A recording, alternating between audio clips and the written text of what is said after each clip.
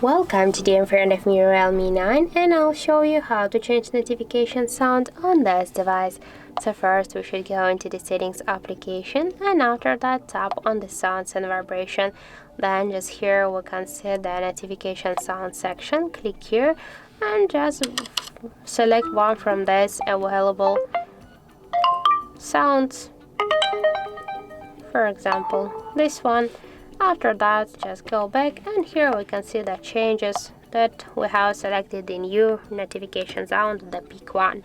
So that's it. Thank you for watching, and if you find this video helpful, don't forget to leave a like, comment and to subscribe our channel.